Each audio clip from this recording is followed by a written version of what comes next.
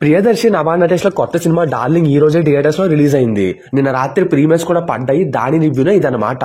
ఈ సినిమా ఎలా ఉందనేది ఒక్క ముక్కలో చెప్పాలంటే నేను చెప్పడం ఎందుకు, తమ్నైల్ లో చూసిన తర్వాత మీకే అర్థమవుతుంది కదా. అలా అని చెప్పేసి మరీ సినిమా అంత దారుణంగా ఉందా, నువ్వు ప్రతిసారి ఇలాగే చెప్తున్నారా, నెగిటివ్ రివ్యూ ఇస్తున్నారని వెంటనే కామెంట్ రాసేయకండి. ఒకసారి వీడియో ఎండింగ్ వరకు చూడండి, ఆ తర్వాత మీ ఇష్టం అనమాట. ఈ లోపు ఒక లైక్ కొట్టి సబ్స్క్రైబ్ అయి సపోర్ట్ చేస్తే అదే చాలు.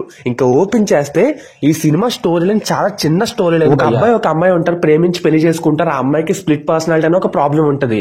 ఆ ప్రాబ్లం వల్ల వీళ్ళ లైఫ్ ఎటువంటి తలకిందులు అయింది అనేది సినిమా చూసి తెలుసుకోవాలి. ఇంకా సినిమా ఎలా ఉంది, ఈ సినిమా ఒక చిన్న స్టోరీ లైన్ మీద నడుస్తుంది భయ్యా. ఆ స్టోరీకి కొన్ని ట్విస్ట్లు అలాగే కొన్ని మంచి కామెడీ సీన్స్ రాసుకున్నారు అంతే. ఇంకా అంతకు మించి ఏమీ లేదు. చెప్తున్నా కదా, అవి బాగున్నాయి అనుకునేసరికి మొత్తం సినిమా అంతా తీసిపడి దొబ్బారనమాట. సినిమా రన్ టైం వచ్చేసి 161 minutes భయ్యా, అంటే 2 గంటల 40 నిమిషాలు. పిచ్చెక్కిపోయింది నాకైతే. సినిమాలో స్టార్టింగ్ వచ్చే కామెడీ సీన్స్ పర్వాలేదు, ఆ స్ప్లిట్ పర్సనాలిటీ ఇవన్నీ ఓకే అనిపిస్తాయి. కానీ ఎంతసేపు దాని మీదే కామెడీ నడిపేసరికి చిరాకు దొబ్బుద్ది అనమాట, తలనొప్పి వచ్చేస్తుంది. మనకి అక్కడ అపరిచితుల్లో రెమో క్యారెక్టర్ లో అక్కడ ఉంటది కదా స్ప్లిట్ పర్సనాలిటీ. సో ఒక మనిషే 2-3 మనుషుల కింద మారడం, అక్కడ మనకి అది జస్ట్ ఒక చిన్న పాయింట్ గానే చూపిస్తారు. ఇక్కడ దాని మీద ఏకంగా సినిమానే తీసి పడేశారు. ఆ నభా నటేష్ చేసే ఓవర్ యాక్షన్ నాకైతే పిచ్చెక్కిపోయింది భయ్యా. అరే ఏంట్రా బాబు, ఏం జరుగుతుంది అనిపించింది.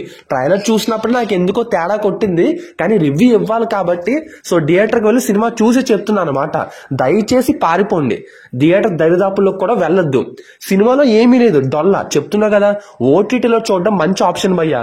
పోనీ ఒక్క సాంగ్ అన్నా హిట్ అయిందా, ఏమైనా సాంగ్స్ బాగున్నాయా అంటే అది కూడా లేదు. ప్రియదర్శి కొంచెంలో పర్వాలేదు, తానే కొంచెం సినిమాని మోసాడు. నభా నటేష్ చేసేది అంతా కూడా నాకు ఓవర్ యాక్షన్ అనిపించింది.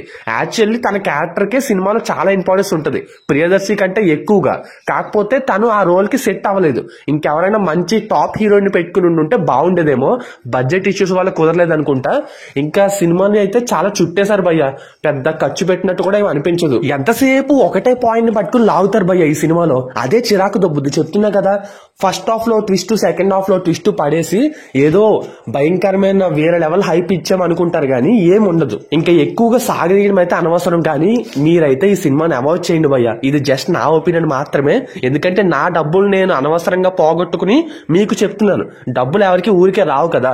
సినిమాకి నా రేటింగ్ వచ్చేసి 1.75. సో అది విషయం. మరి ఎంత చెప్పినా మీరు నన్ను తిట్టకండి. మీరు సినిమా చూసి ఆ తర్వాత ఈ రివ్యూ చూడండి, మీకే అర్థమవుతుంది నేను ఎంత జెన్యూన్ గా చెప్పానో. మీ డబ్బులు సేవ్ చేసేవాడిని అవుతాను. సో అట్లీస్ట్ దానికోసమైనా లైక్, సబ్స్క్రైబ్ కూడా సపోర్ట్ చేయొచ్చు కదా ప్లీజ్.